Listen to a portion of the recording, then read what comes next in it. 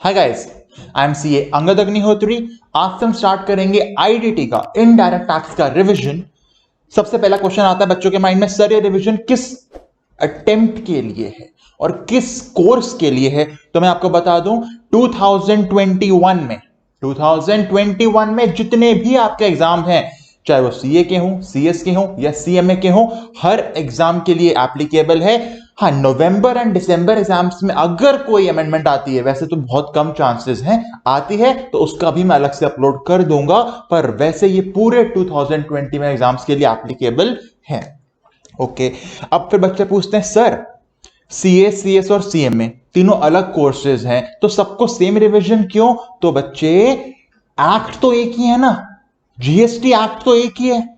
अब एक्ट में से ऐसा तो है नहीं कुछ नया डाल देंगे सीए वाले या कुछ नया डाल देंगे सीएमए या सीएस वाले। एक्ट तो एक ही है, सब पे एप्लीकेबल है। हाँ, थोड़ा लेवल अप डाउन होता है एग्जाम में पूछने के लिए, पर बहुत ज्यादा डिफरेंस नहीं है इंटर लेवल पे, एग्जीक्यूटिव लेवल पे।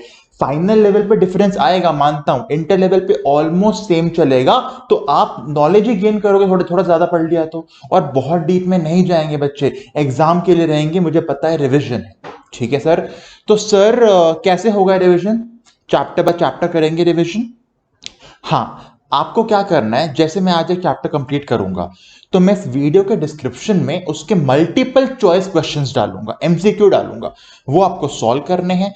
और अगर आपको डाउट आता है कुछ सॉल्व करने में, कुछ प्रॉब्लम होती है, या पूरे भी वीडियो में किसी भी पॉइंट पे कोई डाउट या कुछ भी पूछना हो, आप मुझे इस नंबर पे व्हाट्सएप कर सकते हो या इस मेल आईडी पे भी क्वेश्चन पूछ सकते हो। मैं आपको रिप्लाई विद इन 24 आवर्स कर दूंगा। दूसरी चीज, मैं आपके लिए वीडियोस लेके आ रहा हूं, तो आपको क्या करना है, आपको हर वीडियो पे कमेंट करके बताना है कि वीडियो कैसी लगी या आपको कितना समझ आया या कितनी आपके लिए हेल्पफुल थी।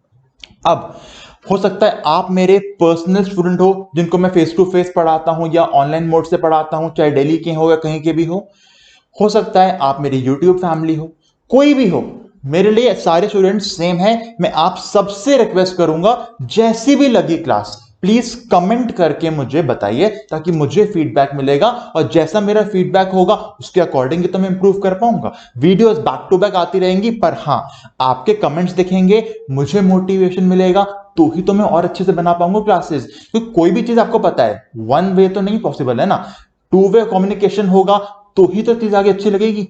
ठीक है, समझ के क्या करना है आपको, इस वीडियो को अच्छी लगे तो लाइक करना है, बुरी लगे तो डिसलाइक करना, कोई दिक्कत नहीं है उसमें, पर कमेंट करके मुझे फीडबैक जरूर देना।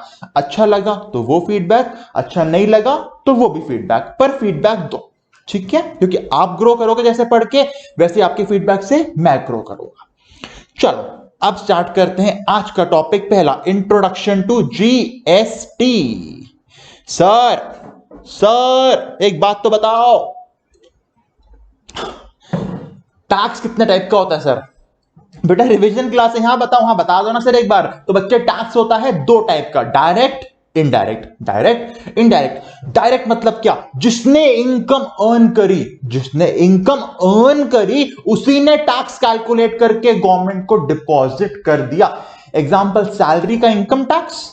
आपके पापा कहीं जॉब करते होंगे, उनको बदले में सैलरी मिलती है, उनकी इनकम होती है, आपके पापा क्या करते हैं, उस इनकम पे टैक्स निकालते हैं, इनकम टैक्स गवर्नमेंट को डिपॉजिट कर देते हैं। ये हो गया डायरेक्ट टैक्स का एग्जांपल। डायरेक्ट मतलब जिसने इनकम अर्न करी, डायरेक्टली उसी ने गवर्नमेंट को डिपॉजिट कर दिया टैक्स। इनडायरेक्ट टैक्स इसका उल्टा। मैं ये पेन खरीदने मार्केट गया, जब मैंने पेन परचेज किया, मान लो ये पेन था 100 रुपीज का, शॉपकीपर ने मुझे 100 का पेन नहीं दिया, उसने बोला भाई साहब इस पे जीएसटी भी लगेगा, मान लो 20% का, मान लो 20% का। तो मैंने शॉपकीपर को 120 रुपीज पे कर दिए। अब मैं आपसे पूछता हूं, मैंने 120 पे करे, मैं पेन लेके आ गया, पर क्या वो शॉपकीपर पूरे 120 रुपीज, जिसमें 20 रुपीज का जीएसटी है, अपनी पॉकेट में रख सकता है? Answer is no. उसको वो 20 रुपीज गवर्नमेंट को डिपॉजिट करने पड़ेंगे, क्योंकि वो टैक्स का अमाउंट है। सर शॉपकीपर ने चलो 20 रुपीज गवर्नमेंट को डिपॉजिट कर दिए, पर ये 20 रुपए उसकी पॉकेट से निकले थे या आपने जिसने पेन खरीदा था उसकी पॉकेट से निकले थे?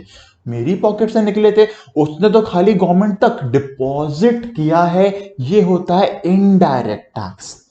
डिपॉजिट कोई और कर रहा है पर बर्डन तो मेरे पे था, निकला तो मेरी पॉकेट से ही था। यह है इनडायरेक्ट टैक्स। डिपॉजिट कोई और करेगा, बर्डन किसी और पे आएगा। पहला एग्जांपल तो ये हो गया।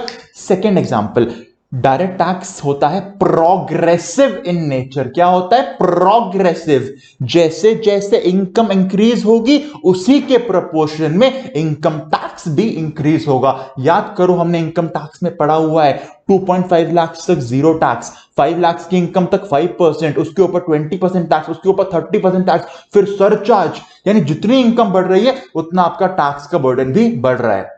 यानी इनकम और टैक्स सेम प्रोपोर्शन में है, इसलिए इनकम टैक्स को या डायरेक्ट टैक्स को बोला जाता है प्रोग्रेसिव। जीएसटी इसका उल्टा, इसे हम प्रोग्रेसिव नहीं बोल सकते क्योंकि ये रेट में कांस्टेंट है। अब मैं एक पेन खरीदने जाऊं या विराट कोहली, एमएस धोनी एक पेन खरीदने जाए, क्या मेरी और उनकी इनकम सेम है? हमारी इनकम बिल्कुल सेम नहीं है। वो उनकी इनकम बहुत ज्यादा है। पर अगर हम दोनों ही ये पेन खरीदने गए जिसपे 20% का जीएसटी है, तो क्या शॉपकीपर मुझसे कम जीएसटी चार्ज करेगा, उनसे ज्यादा चार्ज करेगा? बिल्कुल नहीं। जीएसटी गुड्स या सर्विस पे लगता है सर, उसको आपकी इनकम से क्या लेना देना है? बिल्कुल। इसीलिए जीएसटी क्या है? Constant in rate and regressive in nature. और लास्ट में एग्जांपल्स, डायरेक्ट टैक्स एग्जांपल होते हैं income tax, wealth tax, gift tax. वैसे वेल्थ और गिफ्ट टैक्स हट चुके हैं, खाली इनकम टैक्स ही है, और जीएसटी और कस्टम ड्यूटी हो जाते हैं आपके इनडायरेक्ट टैक्स के एग्जांपल्स। बेसिक डिफरेंशिएशन हो गया। अब चलते हैं आगे। डायग्राम देख सकते हो। डायरेक्ट टैक्स, जिस पे बर्डन आया वही डिपॉजिट करेगा। आईडीटी, हम बर्डन शिफ्ट कर देते हैं। हाँ, मुझे देना था, पॉकेट से मेरे ही निकलेगा, पर डिपॉजिट सामने वाला बंदा गवर्नमेंट को करेगा। Okay sir. अब सर एक बात आती है, सर हम टैक्स जमा क्यों करें, क्यों दे टैक्स गवर्नमेंट को? कोई बोलेगा सर मोदी जी ने बोला टैक्स देना है, ऐसा थोड़ी ना होता है। कल को मोदी जी बोल दें भाई साहब तुम्हारे पास फोन है, हाँ मोबाइल तो है मेरे पास। कल को मोदी जी बोले मित्रों जिसके पास घर में फोन है सारे फोन लाके गवर्नमेंट को डिपॉजिट कर दो, हमने एक फोन टैक्स निकाला है, दे दोगे फोन? सर ऐसे कैसे दे देंगे, हमने खरीदा है अपने पैसों से, हम क्यों दे देंगे फोन? क्यों भाई, इनकम भी तो तुम अर्न करते हो, क्यों टैक्स पे करते हो उसके ऊपर? कंफ्यूज मत हो, क्योंकि गवर्नमेंट को अगर कोई टैक्स इंपोज करना है तो उनको पावर चाहिए होती है। ऐसे हवा में कुछ भी नहीं बन सकता। इंडिया की गवर्नमेंट को भी पावर चाहिए होती है और वो मिलती है हमारे कॉन्स्टिट्यूशन से, संविधान से। कॉन्स्टिट्यूशन में आर्टिकल लिखे हैं बहुत सारे जो वेरियस पावर्स देते हैं गवर्नमेंट को। ऐसे ही article number 265 of the constitution में लिखा था अगर टैक्स कलेक्ट करना है तो उसके लिए लॉ लेके आओ बेटा। क्या लेके आओ? लॉ। जैसे कि इनकम टैक्स कलेक्ट करना है तो इनकम टैक्स का एक्ट बना, जीएसटी कलेक्ट करना है जीएसटी का एक्ट बना, कस्टम ड्यूटी कलेक्ट करनी है कस्टम का एक्ट बना। यानी कोई भी टैक्स कलेक्ट करना है तो उसके लिए क्या चाहिए? लॉ। अच्छा, यानी गवर्नमेंट को एक पावर मिल गई कि लॉ बनाओ तो टैक्स ले जाओ। किसने बोला? आर्टिकल 265 ने बोला। अब बताती है सर लॉ कौन बना सकता है? लॉ बना सकती है पार्लियामेंट। ये लिखा है 245 में। बेटा याद करने पड़ेंगे आर्टिकल नंबर, एमसीक्यू बनता है तभी टाइम लगा रहा हूं यहां पे, ऐसा नहीं है कि मजाक में खींच रहा हूं, क्वेश्चन आते हैं यहां से। अच्छा, टैक्स लगाने के लिए क्या? लॉ चाहिए। कहां बोला? आर्टिकल 265 में। लॉ कौन बना सकता है? पार्लियामेंट। कहां लिखा है? आर्टिकल 245। पर सर टैक्स तो बहुत तरह के होते हैं, इनकम टैक्स, जीएसटी, कस्टम्स, उसके पहले वैट था, एक्साइज था, और गवर्नमेंट होती हैं दो तरह की, स्टेट गवर्नमेंट और सेंट्रल गवर्नमेंट। अब दोनों लड़ मरेंगे आपस में, ये मेरा, वो टैक्स मेरा, वो टैक्स मेरा। तो चलो पावर तो दे दी, क्या डिस्ट्रीब्यूशन भी किया था कि हे स्टेट गवर्नमेंट ये वाला टैक्स तेरा, हे सेंटर गवर्नमेंट ये वाला टैक्स तेरा, तू तेरा देख मैं मेरा देखता हूं, आपस में नहीं लड़ेंगे। यानी कि टैक्स के लिए चलो लॉ चाहिए, लॉ बनाएगा पार्लियामेंट, पर डिस्ट्रीब्यूशन भी करके दिया कि किसका कौन सा टैक्स, और ये डिस्ट्रीब्यूशन किया आर्टिकल 246 ने। 265 ने बोला लॉ बनाओ, 245 ने बोला लॉ कौन बनाएगा? पार्लियामेंट। 246 ने क्या किया? पावर डिस्ट्रीब्यूट कर दी, 3 लिस्ट बनाई, union list, state list concurrent list. Union list मतलब वो सारी पावर्स जो सेंट्रल गवर्नमेंट के पास गई।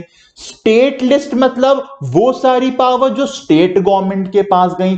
कॉन्करेंट थोड़ी देर में आऊंगा मैं। और पहले बात करते हैं यूनियन लिस्ट में कि सेंट्रल गवर्नमेंट को यूनियन लिस्ट ने कौन कौन सी पावर दे दी भाई। लिस्ट में होते हैं बेटा एंट्री नंबर, ये याद रखना, क्वेश्चन घुमा सकता है। कॉन्स्टिट्यूशन में होते हैं आर्टिकल नंबर, और लिस्ट में होते हैं एंट्री नंबर। यूनियन लिस्ट किसको पावर दे रही है? सेंट्रल गवर्नमेंट को। तो यूनियन लिस्ट की एंट्री नंबर 82, 1 2 3 4 5 करते करते करते करते 82 तक पहुंचे ना, तो दिख गया 82 ने बोला इनकम टैक्स अगर कोई लगा सकता है, इंपोज कर सकता है, तो वो है सेंट्रल गवर्नमेंट। यानी इनकम टैक्स किसको मिलेगा? सेंट्रल गवर्नमेंट को। स्टेट गवर्नमेंट को कोई मतलब नहीं है। मैंने कहा ओके। ऐसे ही 83 ने क्या बोला? कस्टम ड्यूटी किसी को मिलेगी, तो वो किसको मिलेगी? सेंट्रल गवर्नमेंट को। यानी दो चीजें पता लग गई बच्चे, इनकम टैक्स और कस्टम ड्यूटी किसके पास जाएंगे? सेंट्रल गवर्नमेंट के पास। ओके सर, इसको अभी रोक के रखो 84 को। अब चलते हैं स्टेट लिस्ट में कि भाई स्टेट गवर्नमेंट को क्या मिलेगा? Tax on agriculture income.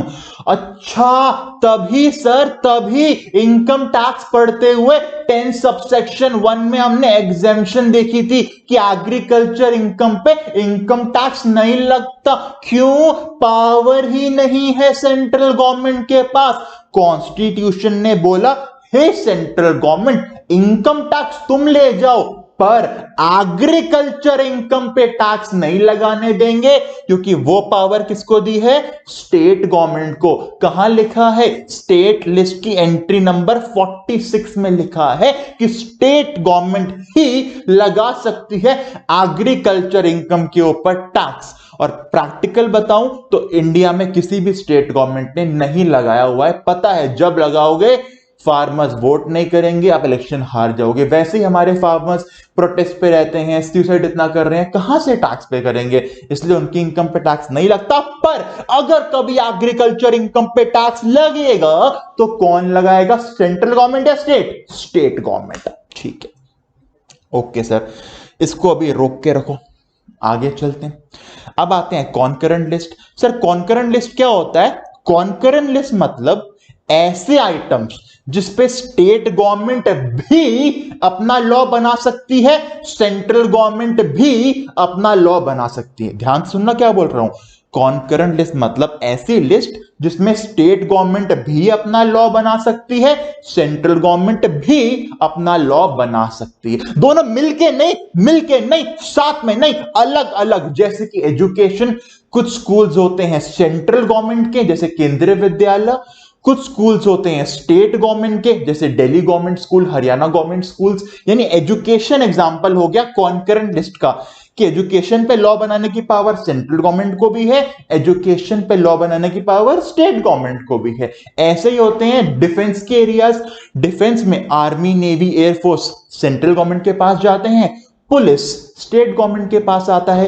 यानी कॉन्करेंट लिस्ट में जो आइटम होते हैं बच्चे, इस पे लॉ दोनों बना सकते हैं, सेंटर भी और स्टेट भी।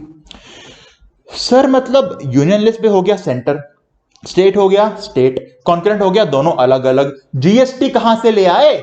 जीएसटी तो दोनों ने साथ मिलके बनाया है। वन नेशन वन टैक्स बोला था मोदी जी ने, ये थोड़ी बोला था सेंटर वाले भी अपना लॉ बनाएंगे, स्टेट वाले भी अपना लॉ बनाएंगे, ये थोड़ी ना बोला था। तो जीएसटी कहां से आ गया?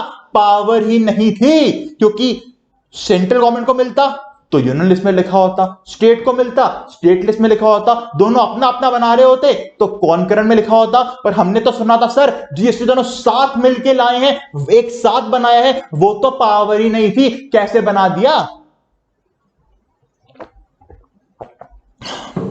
तो बेटा जीएसटी लाने के लिए इंडियन गवर्नमेंट को कॉन्स्टिट्यूशन को अमेंड करना पड़ा। हां, कॉन्स्टिट्यूशन के आर्टिकल नंबर 246 ने पावर डिवाइड की थी ना। 246 ने क्या बोला था? यूनियन लिस्ट की पावर सेंटर की, स्टेट की पावर स्टेट की, कॉन्करेंट की, दोनों की। अब कॉन्स्टिट्यूशन में नया आर्टिकल लेके आए 246A, अच्छा, कॉन्स्टिट्यूशन कोई बदल दिया। हाँ, नया आर्टिकल लेके आए जिसने बोला दोनों मिलके बना सकते हैं साथ में जीएसटी। 246A ने क्या बोला, सेंट्रल गवर्नमेंट और स्टेट गवर्नमेंट साथ मिलकर कलेक्टिवली एक एक्ट बनाएंगे जिसका नाम होगा गुड्स एंड सर्विसेज एक्ट। समझ आ गया? ठीक है, याद रखना एग्जाम में आ सकता है। जीएसटी लाने के लिए कॉन्स्टिट्यूशन में क्या हुआ, अमेंडमेंट हुई। और एक बात बहुत इंपॉर्टेंट सुनो, बाकी सारे टैक्सेस एंट्री नंबर से आए हैं। इनकम टैक्स 82, एग्रीकल्चर 46, क्योंकि वो लिस्ट के अंदर लिखे हुए हैं। जीएसटी एंट्री से नहीं, जीएसटी आर्टिकल से आया है, क्योंकि उसके लिए अलग ही आर्टिकल बनाना पड़ गया 246A। ये बात याद रखना, जीएसटी एंट्री से नहीं है, जीएसटी आर्टिकल से है। ठीक है सर, ये बात समझ आ गई कि गुड्स एंड सर्विसेज के ऊपर लगेगा जीएसटी एक्ट। ओके, पर ये पता है जीएसटी आने से पहले इनडायरेक्ट टैक्स कौन कौन से थे? सर वैट था, और मुझे लिख के बताओ ना एक बार क्या क्या था। सर एक तो हमारे पास था वैट, ओके बेटा वैट था। और क्या था सर? एक्साइज ड्यूटी थी, एक्साइज ड्यूटी। और क्या था सर? सर्विस टैक्स था। ठीक है बेटा, ये तीन लगते थे पहले, और भी लगते थे, तीन मेजर लगते थे। वैट जाता था स्टेट गवर्नमेंट के पास, ये दोनों जाते थे सेंट्रल गवर्नमेंट के पास। अब क्या हुआ, अब तो जीएसटी आ गया। पर जीएसटी आया, 246A ने बोला सेंट्रल स्टेट बनाओ अपना लॉ, पर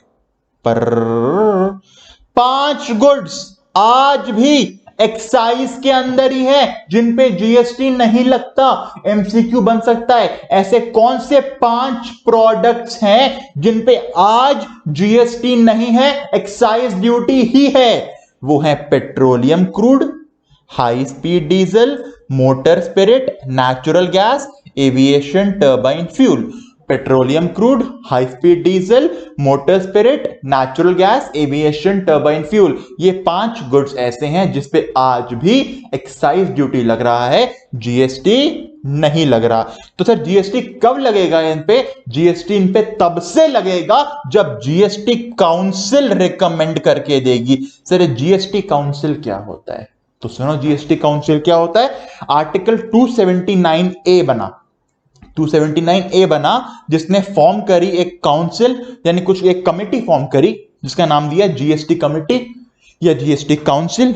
क्यों बनानी पड़ी ये कमेटी? क्योंकि इंडिया में पहली बार ऐसा हो रहा था 1947 से आज तक पहली बार कि एक ही चीज पे दोनों साथ मिलके काम कर रहे हैं, सेंटर और स्टेट साथ मिलके काम कर रहे हैं। बच्चे अब खुद बताओ, अपने घर में बताओ, सास और बहू साथ में काम करते हैं तो क्या जो बेटा होता है वो मीडिएटर का रोल प्ले करता है? बिल्कुल करता है। एक तरफ बेटे की मां है, एक तरफ बीवी है, मीडिएटर तो चाहिए ना जो लड़ाई सॉल्व करा के देगा। ऐसे ही सेंटर और स्टेट साथ में काम कर रहे हैं, एक मीडिएटर तो चाहिए था, बना दिया जीएसटी काउंसिल। और पता है क्या पावर दी? सारी पावर दे दी काउंसिल को, बोला जीएसटी के रिगार्डिंग कुछ भी करना होगा। कौन करेगा? GST council. सर कौन कौन है इस कमेटी के अंदर? जो इंडिया का फाइनेंस मिनिस्टर होगा वो बनेगा इसका चेयरपर्सन, और जो हर स्टेट के फाइनेंस मिनिस्टर्स होंगे वो बनेंगे उस कमेटी के मेंबर। आगे भी लोग होते हैं कमेटी के अंदर, रीडिंग मार लेना आप। मेनली चेयरपर्सन कौन है? इंडिया का फाइनेंस मिनिस्टर। और मेंबर कौन है कमेटी के? बाकी सारे स्टेट्स के फाइनेंस मिनिस्टर। एमसीक्यू आता है इसमें, ठीक है। ओके सर, क्या करती है काउंसिल? हर काम जीएसटी का, कि कितना होना चाहिए गुड्स के ऊपर या सर्विस के ऊपर टैक्स का रेट, किसी को एग्जेम्पशन देनी है क्या, रजिस्ट्रेशन कब कराना है, यानी सब कुछ जो भी चाहिए है जीएसटी के रिगार्डिंग, हर चीज कौन बनाएगा? GST council. आपस में डिस्प्यूट हो गया, कौन सॉल्व करेगा? GST council. अब वही वापस आता हूं, ये 5 goods, petroleum crude, high speed diesel, motor spirit, natural gas, aviation turbine fuel, इन 5 गुड्स जो अभी भी एक्साइज में है, बाकी सब जीएसटी में है, ये 5 आज भी एक्साइज लग रहा है इनके ऊपर। ये जीएसटी में कब से आएंगे? जब काउंसिल बोलेगी तब से आएंगे। अब वापस लेके जाता हूं यहां पे। इसी वजह से एंट्री नंबर 84 ने बोला आज भी एक्साइज ड्यूटी पेट्रोल पे, डीजल पे, मोटर स्पिरिट पे, नेचुरल गैस पे, एविएशन टर्बाइन फ्यूल पे क्या लग रहा है? Excise duty. किसको मिल रहा होगा? सेंट्रल गवर्नमेंट को, क्योंकि एक्साइज ड्यूटी किसकी है? सेंट्रल गवर्नमेंट की। और जैसे ही इन 5 को मैन्युफैक्चर करोगे तो एक्साइज ड्यूटी लगेगी। कौन ले जाएगा? Central government. और इनको जब सेल करोगे, क्या करोगे? सेल करोगे, तो क्या लगेगा? VAT, value added tax. किसके पास जाएगा? स्टेट गवर्नमेंट के पास, क्योंकि कहां लिखा हुआ है? स्टेट लिस्ट में। यानी कि 5 ऐसे goods, petroleum crude, high speed diesel, motor spirit, natural gas, aviation turbine fuel, आज भी मैन्युफैक्चर होते हैं, क्या लगता है? एक्साइज ड्यूटी सेंट्रल गवर्नमेंट के पास जाती है। ये 5 सेल होते हैं, क्या लगता है? वैट किसके पास जाता है? स्टेट गवर्नमेंट के पास जाता है। ठीक है सर। अब एक बात बहुत ध्यान से सुनना, special point, tobacco and tobacco products कहां लिखे हुए हैं? देखो बेटे ध्यान से, कहां लिखे हुए हैं सर? ये यूनियन लिस्ट में लिखे हुए हैं, tobacco and tobacco products. Sir tobacco के ऊपर एक्साइज ड्यूटी लग रही है। हां, टोबैको के ऊपर एक्साइज ड्यूटी लग रही है, पर एक बात बताओ, टोबैको के ऊपर एक्साइज ड्यूटी तो लग रही है, पर क्या यहां मना किया था कि जीएसटी नहीं लगेगा? नहीं सर, जीएसटी खाली 5 चीजों को मना किया है, टोबैको को मना ही नहीं किया है। बिल्कुल, यानी टोबैको पे डबल टैक्सेशन है, पहले एक्साइज ड्यूटी लगेगा, फिर जीएसटी भी लगेगा। बहुत इंपॉर्टेंट पॉइंट, टोबैको पे डबल टैक्सेशन है, पहले एक्साइज ड्यूटी लगेगा, फिर जीएसटी भी लगेगा। हो, यानी petroleum crude, high speed diesel, motor spirit, natural gas, aviation turbine fuel, इस पे एक्साइज है, बनाते हुए सेल करते हुए वैट है, पर टोबैको पे मैन्युफैक्चर करते हुए एक्साइज भी है, जीएसटी भी है, सेल करते टाइम तो जीएसटी है ही। ओहो, अच्छा ये बात है, टोबैको याद रखना।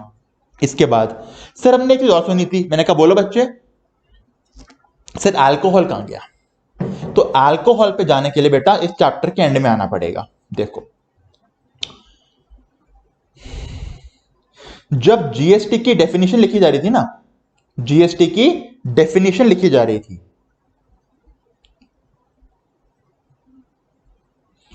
डेफिनेशन में लिखा था जीएसटी में कि आज से गुड्स और सर्विसेज के ऊपर हम लगाएंगे जीएसटी, और यह बोल दिया कि उन 5 प्रोडक्ट्स के ऊपर आज जीएसटी नहीं है। किनके ऊपर? Petroleum crude, high speed diesel, motor spirit, natural gas, aviation turbine fuel, पर जब से काउंसिल बोलेगी तब से आ जाएगा। काउंसिल का हेड कौन है? इंडिया का फाइनेंस मिनिस्टर। कौन रखता है? Central government.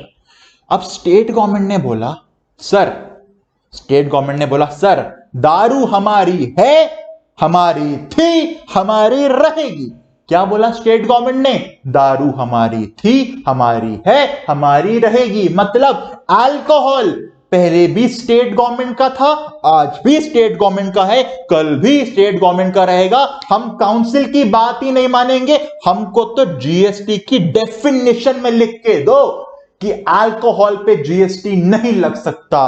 तो लिखा जीएसटी मींस ऐसा टैक्स जो गुड्स और सर्विसेज पे लगेगा except on supply of alcoholic liquor for human consumption. मतलब अगर पीने के लिए अल्कोहल वाली बात करूं, जब मैन्युफैक्चर होगी तो एक्साइज ड्यूटी स्टेट वाली, सेंटर की नहीं, स्टेट वाली, और जब सेल करोगे तो वैट भी स्टेट गवर्नमेंट को मिलेगा। मतलब डेफिनेशन से ही बाहर कर दिया, काउंसिल के पास भी पावर नहीं है अल्कोहल को जीएसटी में लाने की। अल्कोहल को जीएसटी में लाना है तो दोबारा कॉन्स्टिट्यूशन अमेंड करना पड़ेगा। यानी 3 चीजें इंपॉर्टेंट हैं। ऐसे कौन से 5 प्रोडक्ट्स हैं जो आज तो नहीं है जीएसटी में, पर काउंसिल बोले तो आ जाएंगे? Motor spirit, high speed diesel, aviation turbine fuel, natural gas, और कौन सा रह गया? Petroleum crude. टोबैको पे क्या है सर आज?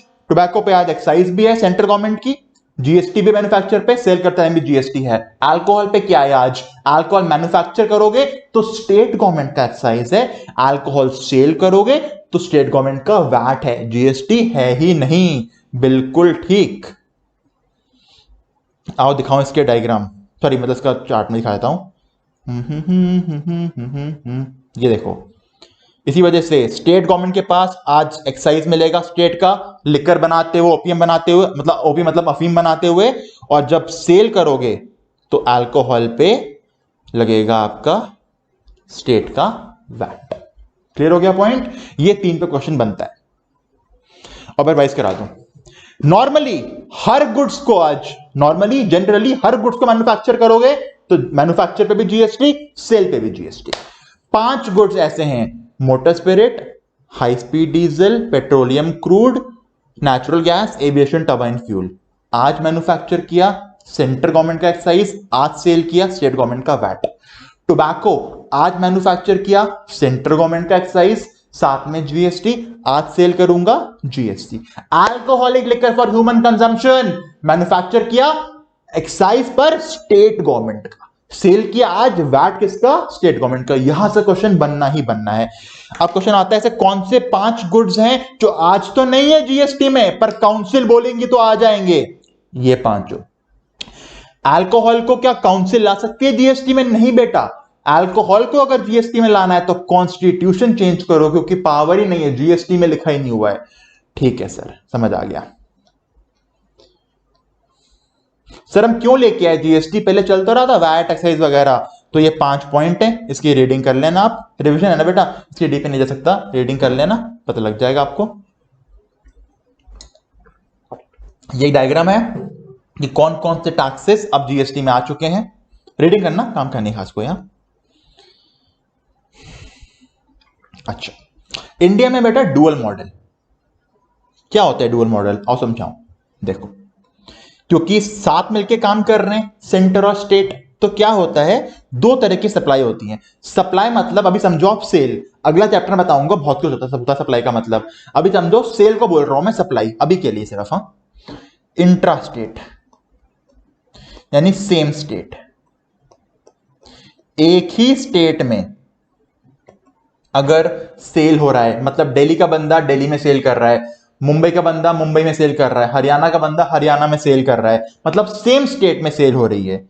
दूसरा होता है बच्चे इंटर स्टेट, मतलब एक स्टेट से दूसरा, दिल्ली का बंदा हरियाणा सेल कर रहा है, राजस्थान का बंदा महाराष्ट्र सेल कर रहा है, तमिलनाडु का बंदा दिल्ली सेल कर रहा है, यानी इंटर मतलब डिफरेंट स्टेट। और बता दूं, इंपोर्ट एंड एक्सपोर्ट को भी इंटर स्टेट माना जाता है। सर इंपोर्ट और एक्सपोर्ट दूसरी कंट्री से होता है, इंटर कंट्री नहीं बोलते हैं, नहीं, हम इंटर स्टेट ही बोलते हैं। एक स्टेट से दूसरी स्टेट में परचेज सेल हो गया, उसे क्या बोलते हैं? Inter state. अब समझो यहां पे ध्यान से, अगर सेम स्टेट में सप्लाई हो रही है, मतलब सेल हो रही है, तो 2 टैक्स लगेंगे, सीजीएसटी, एसजीएसटी। मतलब अगर मैंने ये पेन सेल किया, मान लो 500 रुपीज का, जिसपे मान लो 12% का जीएसटी लगना था, मैंने 500 का पेन सेल किया, दिल्ली का पेन दिल्ली में सेल कर दिया, 500 रुपीज की सप्लाई है, 12% टैक्स लगना चाहिए था। तो अब क्या करूंगा, जो टोटल रेट है ना, इसको 2 इक्वल पार्ट्स में डिवाइड करूंगा, 2 इक्वल पार्ट्स में, यानी कि ये बनेगा 6% सीजीएसटी, 6% एसजीएसटी। 500 6% हो गया, 5 से 30, 30, 30। चेक भी कर लेता हूं एक बार, 500 इंटू 6%, 30, 30, टोटल अमाउंट 560। यानी कि इंट्रा स्टेट, सेम स्टेट में जब भी सेल होगा तो 2 टैक्स लगेंगे, सीजीएसटी और एसजीएसटी। ठीक है सर। ऐसे अगर आप किसी यूनियन टेरिटरी में सेल करते हो तो लगेगा आपका सीजीएसटी, साथ में यूटीजीएसटी, मतलब स्टेट की जगह यूटीजीएसटी लग जाएगा, पर सेंटर तो लगेगा ही लगेगा। यानी जब भी इंट्रा स्टेट सेम स्टेट में सेल होगी तो 2 जीएसटी लगेंगे। कौन कौन से? सीजीएसटी तो कंफर्म है, अब अगर स्टेट में हो रहा है तो सीजीएसटी के साथ एसजीएसटी, अगर यूनियन टेरिटरी में सप्लाई हो रहा है तो सीजी तो लगना ही है, सेंट्रल गवर्नमेंट तो अपना शेयर लेके जाएगी, अब एसडी की जगह क्या बोल देंगे? यूटीजीएसटी। और जब भी इंटर स्टेट होगी, एक स्टेट से दूसरी स्टेट में सप्लाई होगी, तो हमेशा एक ही टैक्स लगेगा। कौन सा? IGST, IGST. इंटर स्टेट में एक ही टैक्स आईजीएसटी, फुल रेट से, फुल रेट 18% है तो 18%, 12 है तो 12, 6 है तो 6, फुल रेट से आईजीएसटी। पर सर आपने तो कहा था कि साथ मिलके काम करते हैं सेंट्रल और स्टेट। हाँ, साथ मिलके काम करते हैं। आईजीएसटी हम पूरे रेट से सेंट्रल गवर्नमेंट को देते हैं। किसको देते हैं? सेंट्रल गवर्नमेंट को। उसके बाद सेंट्रल गवर्नमेंट अपने आप कुछ शेयर अपना रखती है और कुछ स्टेट को दे देती है। सर एक बात बताओ, इंटर स्टेट दो हो गए स्टेट्स, मतलब मान लो हरियाणा के बंदे ने सेल करी है तमिलनाडु में, हरियाणा के बंदे ने सेल करी है तमिलनाडु में।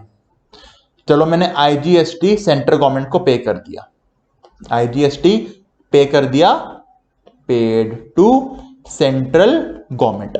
अब सेंट्रल गवर्नमेंट अपना शेयर तो रख लेगी, बाकी आधा किसको देगी, हरियाणा को या तमिलनाडु को? आंसर है तमिलनाडु को, क्योंकि जीएसटी है बेटा आपका डेस्टिनेशन बेस्ड टैक्स। क्या है? डेस्टिनेशन बेस्ड टैक्स, यानी जहां गुड्स का डेस्टिनेशन हो रहा है उसको मिलेगा जीएसटी।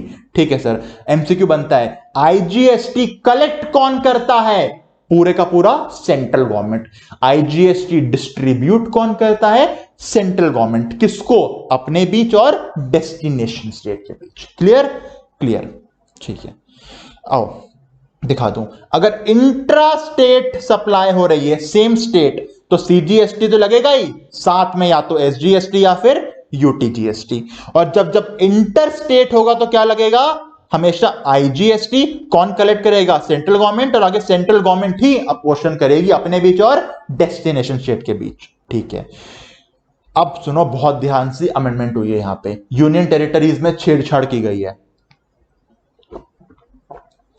फिर बोल दूं, जीएसटी के अकॉर्डिंग बता रहा हूं, जीएसटी के अकॉर्डिंग, वैसे नहीं, जीएसटी के अकॉर्डिंग आज ये 5 हैं आपके यूनियन टेरिटरीज। जीएसटी के अकॉर्डिंग ये 5 हैं आपके union territories: Andaman and Nicobar, Lakshadweep, Daman and Diu, Dadar and Nagar Haveli. पहले अलग अलग थे, अब मर्ज होके एक बन चुके हैं। आज दमन एंड दीव और दादर एंड नगर हवेली एक यूनियन टेरिटरी है बच्चे। लद्दाख, चंडीगढ़, 5 यूनियन टेरिटरीज हैं: अंडमान निकोबार, लक्षद्वीप, दमन एंड दीव, दादर नगर हवेली, लद्दाख, चंडीगढ़। इन पांचों में अगर इंट्रा स्टेट सप्लाई होगी, मतलब अंडमान का बंदा अंडमान बेच रहा है, लक्षद्वीप का लक्षद्वीप बेच रहा है, दमन एंड दीव दादर हवेली का दमन एंड दीव दादर हवेली बेच रहा है, लद्दाख का लद्दाख में, चंडीगढ़ का चंडीगढ़ में, तो क्या लगेगा? सीजीएसटी और यूटीजीएसटी। क्लियर? पर सर 3 यूटी और भी तो होते हैं, दिल्ली, पौंडीचेरी, जम्मू कश्मीर। हां, 3 यूटी और होते हैं, दिल्ली, पौंडीचेरी, जम्मू एंड कश्मीर। पर ये यूनियन टेरिटरी तो है, पर यहां पे इनके पास स्टेट का लेजिस्लेचर है। क्या है? स्टेट का लेजिस्लेचर। आपने सुना होगा दिल्ली में स्टेट गवर्नमेंट के इलेक्शन होते हैं, जम्मू कश्मीर में भी स्टेट गवर्नमेंट के इलेक्शन होते हैं, पौंडीचेरी में भी स्टेट गवर्नमेंट के इलेक्शन होते हैं। दिल्ली में कौन है स्टेट गवर्नमेंट का? सीएम कौन है? सर अरविंद केजरीवाल, आम आदमी पार्टी। हां, तो अगर किसी यूनियन टेरिटरी में स्टेट का लेजिस्लेचर है, यानी कि स्टेट के इलेक्शन होते हैं, तो वो यूटी तो है, पर जीएसटी के लिए वो स्टेट है। बात याद रखना। ऐसे कौन से 3 स्टेट है जिनके पास, कौन से 3 यूटी हैं जिनके पास स्टेट का लेजिस्लेचर है? दिल्ली, पौंडीचेरी, जम्मू एंड कश्मीर। तो अगर दिल्ली के बंदे ने दिल्ली में सप्लाई किया तो सीजीएसटी तो लगेगा, पर यूटी नहीं, एसजीएसटी लगेगा। क्यों? दिल्ली को स्टेट मानेंगे। पौंडीचेरी के बंदे ने पौंडीचेरी में सप्लाई किया, सीजी तो लगेगा, साथ में यूटी नहीं, एसजीएसटी लगेगा। क्यों? पौंडीचेरी के पास भी स्टेट लेजिस्लेचर है। Same for Jammu and Kashmir. एक बात बताओ चलो मुझे आप, पहले तो दादर नगर हवेली अलग था, दमन एंड दीव अलग था। ये एग्जाम में आ सकता है जो बता रहा हूं। पहले दादर नगर हवेली अलग था, दमन एंड दीव अलग था। तो पहले क्या होता था? दादर एंड नगर हवेली एक यूटी था, उसने सप्लाई किया दमन एंड दीव को, एक यूटी ने दूसरे यूटी को सप्लाई किया, तो लग जाता था आईजीएसटी। पर अब दोनों एक ही हैं। अब दमन एंड दीव के बंदे ने अगर दादर एंड नगर हवेली में सप्लाई किया, ये एक ही यूटी है, तो क्या लगेगा? सीजीएसटी और यूटीजीएसटी, क्योंकि अब ये इंटर नहीं बचा, अब ये इंट्रा स्टेट हो गया। ठीक है? ठीक है सर जी, ये पॉइंट अभी छोड़ दो, बाद में क्लियर कराऊंगा आपको, ये भी छोड़ दो। ऐसे बताओ, पहले जम्मू कश्मीर और लद्दाख एक ही थे, अब अलग हो चुके हैं। अब लद्दाख एक यूनियन टेरिटरी है, जम्मू कश्मीर भी यूटी है, पर इलेक्शन होते हैं तो स्टेट बोला जाएगा। अब लद्दाख क्या है? यूटी। जम्मू कश्मीर क्या है? स्टेट। जीएसटी के लिए। तो अब लद्दाख का बंदा अगर जम्मू कश्मीर सप्लाई करेगा तो क्या लगेगा, आईजीएसटी। ऐसे जम्मू कश्मीर का बंदा अगर लद्दाख सप्लाई करेगा क्या लगेगा, आईजीएसटी, क्योंकि भाई अलग हो चुके हैं। मेरे ख्याल से ये वाला क्वेश्चन आपको जो मिलने वाला है कि दमन एंड दीव के बंदे ने दादर एंड नगर हवेली को सप्लाई किया तो क्या लगाओगे, आईजीएसटी नहीं, अभी एक ही यूटी है, क्या लगाओगे, सीजीएसटी और UTGST. Clear, clear sir, okay. आओ कुछ क्वेश्चन देख लेते हैं जल्दी से। ये खाली बताएंगे क्रेडिट कैसे मिलता है, पहले जान लो होता क्या है इनपुट टैक्स क्रेडिट। देखो मिस्टर बी, मिस्टर ए ने सप्लाई किया मिस्टर बी को 10,000 रुपीज का सामान, इस पे जीएसटी है मान लो 12% का, तो टोटल कॉस्ट पड़ गई होगी 10,000 प्लस 12% 11,200 की। मिस्टर बी ने क्या किया होगा, 11,200 पे किए होंगे, गुड्स लेके आ गया होगा अपने पास। मिस्टर बी ने आगे सप्लाई कर दिया मिस्टर सी को, मान लो 20% वैल्यू एडिशन, मतलब अपने खर्चे और अपना प्रॉफिट रखा 20% का।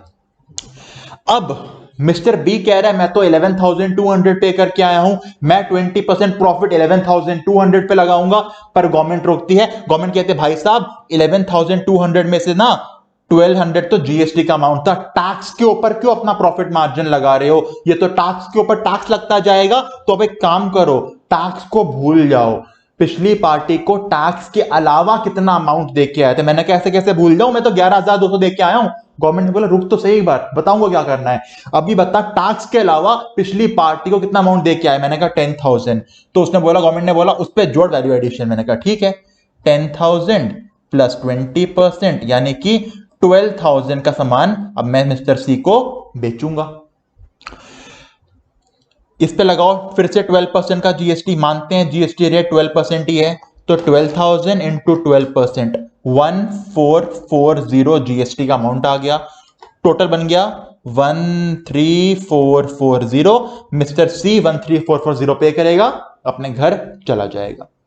अब मिस्टर बी कह रहा है सर 1,440। जब मैंने, सुनना ध्यान से, मिस्टर बी क्या बोल रहा है गवर्नमेंट को, भाई साहब सामने वाली पार्टी को सेल किया, आउटवर्ड सप्लाई करी, मेरे पास से गुड्स गए ना, जब मैं सेल करता हूं गुड्स जाते हैं मेरे पास से, आउटवर्ड सप्लाई में 1,440 का जीएसटी आया मेरे पास, जो मैंने आपको जमा करना है।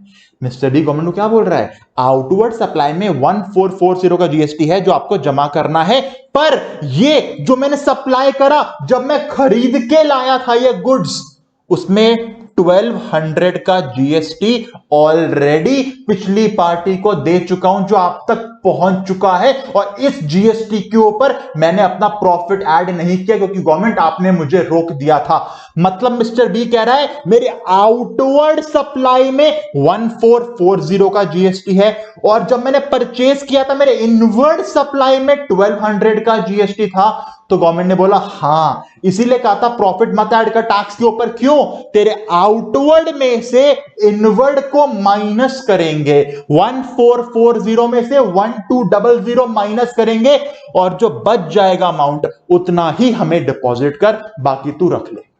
यानी क्या करेगा बंदा, ये आउटवर्ड में से इनवर्ड को माइनस करेगा, जिसे कहा जाता है इनपुट टैक्स जो पे करा था उसका क्रेडिट मिल जाएगा, नेट अमाउंट गवर्नमेंट को पे होगा। ठीक है, आओ क्वेश्चन दिखाता हूं उसके मैं आपको। मिस्टर अभिषेक ने सेल किया जतिन को 10,000 का, अभिषेक सेल कर रहा है जतिन को, हम जतिन बन के बात करेंगे। जतिन क्या कर रहा है सर, परचेज कर रहा है 10,000 रुपीज का, जीएसटी का रेट है 18%। तो जतिन ने क्या किया होगा 10,000 के साथ, अच्छा कहां का बंदा है ये, intra state supply, intra state है हरियाणा में, तो क्या लगेगा सीजीएसटी और एसजीएसटी। 99% के अकॉर्डिंग जीएसटी लगा दिया, 11,800 अमाउंट आ गया। जतिन ने 11,800 पे कर दिए, गुड्स लेके आ गया।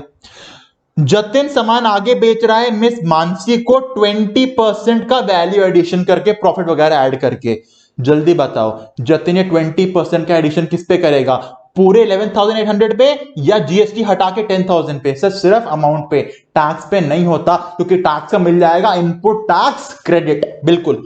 तो 10,000 के ऊपर 20% का वैल्यू एडिशन करा गया, गुड्स बन गए 12,000 के। जब जतिन ने मानसी को आउटवर्ड सप्लाई करी तो उस पर टैक्स बन गया 1080। अब हमारे पास इनपुट का टैक्स भी आ चुका है, आउटपुट का भी आ चुका है। अब जतिन गवर्नमेंट को कितना डिपॉजिट करेगा? क्या पूरा? नहीं, नेट, आउटवर्ड माइनस इनवर्ड। अब बात ध्यान रखना, जब आउटवर्ड माइनस इनवर्ड करता हूं तो रूल याद रखना, सीजीएसटी का क्रेडिट मिलेगा सीजीएसटी से, एसजीएसटी का मिलेगा एसजीएसटी से, यूटीजीएसटी का मिलेगा यूटीजीएसटी से। क्या बोला मैंने? सीजी का सीजी से, एसजी का एसजी से, यूटी का यूटी से, सीजी का सीजी से, एसजी का एसजी से, यूटी का यूटी से। क्रॉस नहीं होता, सीजी का एसजी से नहीं मिलेगा, एसजी का सीजी से नहीं मिलेगा, यूटी का एसजी से नहीं मिलेगा, सीजी का सीजी से, एसजी का एसजी से, यूटी का यूटी से। तो देखो मैंने बनाई टेबल, सीजी और एसजी, आउटपुट कितना था? 1080। सीजी का इनपुट सीजी से माइनस, एसजी का इनपुट एसजी से माइनस, जो नेट आ गया गवर्नमेंट को पे हो जाएगा। क्लियर? क्लियर। अगला क्वेश्चन सेम है, आप ट्राई कर सकते हो। काम करो, स्क्रीनशॉट ले लो जल्दी से, जिसके पास नोट्स नहीं है स्क्रीनशॉट ले लो जल्दी से।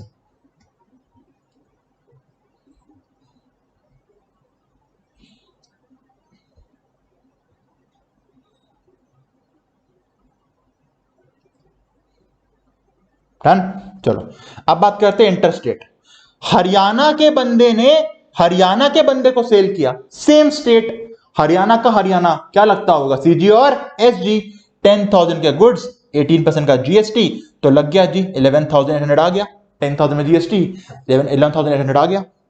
अब राहुल भाई साहब, जिसका ये इनपुट था, उसने, हरियाणा के राहुल ने राजस्थान की चंदा को सेल किया। हरियाणा के राहुल ने राजस्थान की चंदा को सेल किया। इंटरस्टेट क्या लगेगा? आईजीएसटी। कितना वैल्यूएशन? 20% का। ये हमको पता है 11,800 पे नहीं 10,000 पे होगा एडिशन, यानी 10,000 गुड बन जाएंगे 12,000 के। 12,000 बन गया, इस पे पूरा एक ही टैक्स लगेगा आईजीएसटी, क्योंकि इंटरस्टेट है 2160, टोटल आ गया 14,160। अब दिक्कत क्या हुई? राहुल कह रहा है गवर्नमेंट से, सर मेरे आउटवर्ड में, सुनना, मेरे आउटवर्ड में जो कि मेरा इंटर स्टेट है, आउटवर्ड में आईजीएसटी है, इनवर्ड जो कि सेम स्टेट में था उसमें सीजी और एसजी है। अब मैं क्या करूं?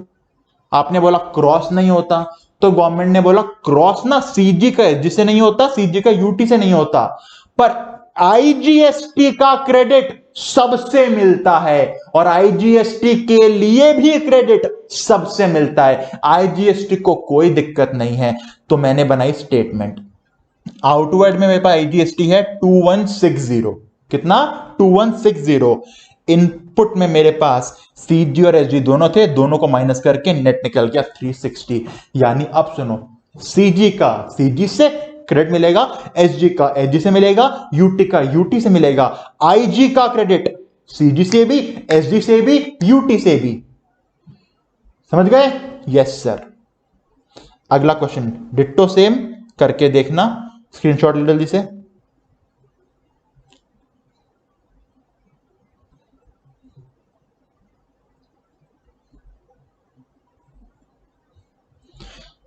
ले लिया? ठीक है, फिफ्थ में कराता हूं। रिचा दिल्ली की है, उसने सेल किया हैदराबाद को, इंटरस्टेट। हमारा बंदा कौन है? आकाश। आकाश ने परचेस किया इंटरस्टेट 20,000 का, जिसपे जीएसटी लग रहा था 18%। यानी कि आकाश के पास इनपुट किसका बन गया? आईजीएसटी का, क्योंकि जब दिल्ली वाले बंदे से परचेस किया है, दिल्ली को आईजीएसटी पे करना पड़ेगा, इंटरस्टेट हो गया। 20,000 का 18%, 3,600। आकाश के इनपुट में क्या आ चुका है? आईजीएसटी। आकाश ने सेल कहां किया है? हैदराबाद में। हैदराबाद के बंदे ने हैदराबाद में ही सेल किया है 20% का एडिशन जोड़ के। तो 20,000 में 20% हो गया 24,000, और सेम स्टेट में सेल कर रहा तो क्या लगेगा, सीजी और एसजी, वो लग गया। ठीक है, अब हुआ क्या, आउटपुट में सीजी और एसजी, इनपुट में आईजी, क्रेडिट मिलेगा। आईजीएसटी का सबसे मिलता है, आईजीएसटी का सबके लिए मिलता है, आईजीएसटी में कोई दिक्कत नहीं है। ठीक है, 2160 था, आईजीएसटी का इनपुट दे दिया। सर आपने पहले सीजी में क्यों दिया, क्योंकि आपका इंस्टीट्यूट कहता है आईजीएसटी को पहले सीजी पे यूज करो फिर एसजी पे यूज करो। ठीक है, ठीक है, करा, नेट आ गया आंसर। अगला क्वेश्चन सेम है, आप ट्राई करो, स्क्रीनशॉट ले लो। ठीक है, ओके, यानी कैसे करना है क्रेडिट, सीजी का सीजी से, एसजी का एसजी से, यूटी का यूटी से। क्या सीजी का मिलेगा यूटी से, नो क्रॉस। सीजी का मिलेगा एसजी से, नो क्रॉस। एसजी का मिलेगा यूटी से, नो क्रॉस। क्या एसजी सीजी यूजी सबका मिलेगा आईजीएसटी से, हां, आईजीएसटी को कोई दिक्कत नहीं है। क्या आईजीएसटी का क्रेडिट है, उसको मैं आईजीएसटी के लिए यूज कर लूं, हाँ सेम में तो कोई दिक्कत नहीं है, आईजी को आईजी के लिए यूज करो। क्या आईजीएसटी का क्रेडिट मैं सीजी एसजी यूजी सबके लिए यूज कर सकता हूं, हाँ, आईजी में कोई दिक्कत नहीं है। तो ये आपका चैप्टर नंबर 1 था, इंट्रोडक्शन टू जीएसटी। क्वेश्चन यहां से आते हैं, आर्टिकल नंबर पूछ सकते हैं, उन 5 गुड्स की बात कर सकते हैं, क्रॉस ट्रांसफर के क्रेडिट की बात कर सकते हैं, और अब तो अमेंडमेंट भी हुई है, बात कर सकते हैं, इंपॉर्टेंट है, अच्छे से रिवाइज करना। चैप्टर नंबर 2 सप्लाई, अभी सिर्फ बेसिक बता रहा हूं, कराऊंगा अगली क्लास में। सप्लाई क्या होता है, एक ही सेक्शन है, section number 7 of the CGST act. हम ना एग्जाम में सिर्फ सीजीएसटी एक्ट पढ़ते हैं, आईजीएसटी एक्ट और एसजीएसटी एक्ट नहीं पढ़ते हम लोग, पर वो डिट्टो सेम होते हैं, जो सीजी ने लिखा है वो एसजी ने लिखा होता है, पर हमारे एग्जाम के लिए कौन सा वैलिड है, सीजीएसटी एक्ट। देखो मैंने आपको बोला ना, सेल करूंगा तो जीएसटी आएगा, पर सेल नहीं, इसे बोला जाता है सप्लाई। यानी कि जीएसटी का टैक्सेबल इवेंट क्या है बच्चे, सप्लाई। सर टैक्सेबल इवेंट क्या होता है, टैक्सेबल इवेंट मतलब ऐसी घटना, ऐसा इवेंट जिसके होने पे जीएसटी आता है।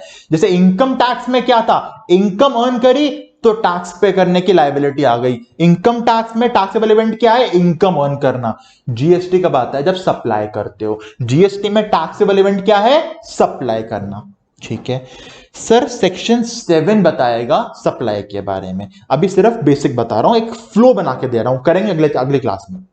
देखो सेक्शन 7 के ना 3 पार्ट्स हैं तो 4, चौथे को छोड़ दो। सेक्शन 7 के 3 पार्ट्स हैं, 7 सबसेक्शन 1, 7 सबसेक्शन 1A, 7 सबसेक्शन 2। 7 के 3 पार्ट्स, बहुत ध्यान सुनना, ये काम आएगा। 7 subsection 1, 7 subsection 1A, 7 subsection 2। 7 subsection 1 के 3 क्लॉज हैं, A, B और C। 7 सबसेक्शन 1 के बच्चे 3 क्लॉज हैं, A, B और C। 7 सबसेक्शन 1 के 3 clause A, B, C। 7 subsection 1 बताता है क्या सप्लाई बनेगा, 7 सबसेक्शन 1 क्या बताता है, क्या सप्लाई बनेगा। तो clause A, clause B, clause C में पढ़ेंगे क्या सप्लाई बनेगा। अब 7 सबसेक्शन 1 खत्म हो गया, उसके क्लॉज A, B, C ने बता दिया क्या सप्लाई है, पर अब 7(1)A आके बताएगा भाई साहब जो सेक्शन 7 सबसेक्शन 1 सप्लाई बना चुका है वो गुड्स की है या सर्विस की है, क्लासिफाई तो करना पड़ेगा क्योंकि अलग अलग जीएसटी के रेट हैं, गुड पे अलग, सर्विस पे अलग। तो 7 सबसेक्शन A में वही आएगा जो 7 सबसेक्शन 1 में सप्लाई बन चुका है। सप्लाई बन गया या खाली क्लासिफिकेशन है कि गुड्स की है या सर्विस की, गुड्स की है या सर्विस की। और 7 सबसेक्शन 2 बताएगा कि हमारे छोटे भाई 7 सबसेक्शन 1 ने चाहे कुछ भी बोला हो, 7 सबसेक्शन 2 बोलेगा 7 सबसेक्शन 1 हमारे छोटे भाई ने चाहे कुछ भी बोला हो, पर अगर मैं बोलूंगा ये सप्लाई नहीं है तो नहीं है, क्योंकि 7 सबसेक्शन 2 बताता है negative list, negative list, negative list. ये था आपका सेक्शन 7 का फ्लो। सेक्शन 7 सबसेक्शन 1 क्या सप्लाई है, इसके 3 clause A, B, C। A B C. 7 subsection 1 क्या सप्लाई है, इसके 3 clause A B C. 7 subsection 1 A जो सप्लाई बन चुका है वो गुड्स का है या सर्विस का है, क्लासिफाई करके देगा 7(1) ए। 7 सबसेक्शन 2 देगा नेगेटिव लिस्ट कि क्या सप्लाई नहीं है। तो पावरफुल क्या हुआ, 7(1) या 7(2)? 7(2) पावरफुल हुआ। 7(2) में लिखा है not with standing anything. 7 subsection 1 जो कहता है कैन दे रे कहने दे। 7(2) ने बोला सप्लाई नहीं तो नहीं। ये आपका फ्लो अगले चैप्टर का। जब मैं 7 सबसेक्शन 1 पढ़ा रहा हूं, clause A, clause B, clause C, तो मैं बताऊंगा क्या सप्लाई है, किस पे जीएसटी आना चाहिए। 7(1) कंप्लीट हो गया, जो सप्लाई नहीं है वो तो गया, जो सप्लाई है अब 7 सबसेक्शन 1 बताएगा जो सप्लाई बन चुका है वो गुड्स की है या सर्विस की है। 7 सबसेक्शन 2 बताएगा जो सप्लाई नहीं है वो नेगेटिव लिस्ट है। हो सकता है 7(1) से कुछ चीजें बाहर कर दे या कुछ चीज जनरली बाहर होती हो, ये हम पढ़ेंगे अगले चैप्टर में। एक छोटी सी बात बताओ, 7(1) ए क्या करता है, 7 सबसेक्शन 1 ए क्या करता है? सर एक क्लासिफाई करता है जो सप्लाई बन चुका है वो गुड्स की है या सर्विस की है। तो बताओ कोई चीज अगर 7 सबसेक्शन 1 के अकॉर्डिंग, कोई चीज अगर 7 सबसेक्शन 1 के अकॉर्डिंग सप्लाई ही नहीं थी तो क्या वो 7 सबसेक्शन 1 में जाएगा? मैंने कहा कोई चीज अगर 7 सबसेक्शन 1 के अकॉर्डिंग सप्लाई ही नहीं थी क्या वो नीचे आएगा? बिल्कुल नहीं आएगा।